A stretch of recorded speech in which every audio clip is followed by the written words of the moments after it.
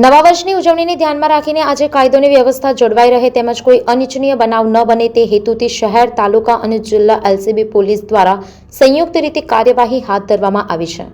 શહેર અને ગ્રામ્ય વિસ્તારને જોડતા સેવાસી ચેકપોસ્ટ પર પોલીસ દ્વારા કડક નાકાબંધી કરવામાં આવી હતી, જ્યાં પસાર થતા તમામ વાહનોનું ઝીણવટભર્યું ચેકિંગ કરાયું હતું।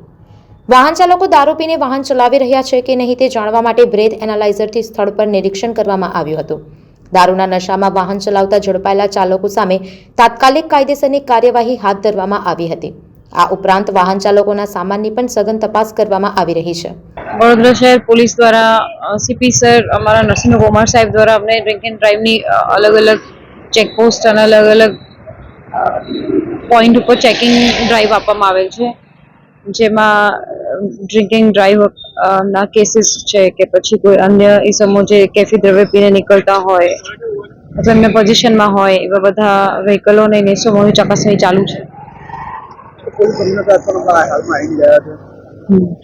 આવનાર તહેવાર નવા વર્ષની ઉજવણી સુપેરે પાર પડે અને કોઈ એવા અઘટિત ઘટના ન બને એટલે પોલીસ બહુ અલર્ટ મોડમાં છે અને અલગ અલગ જગ્યાઓ, અલગ અલગ નાકાબંધી પોઈન્ટ્સ અને ચેકપોસ્ટ પર પોલીસ એનું સઘન ચેકિંગની કાર્યવાહી કરી રહી છે।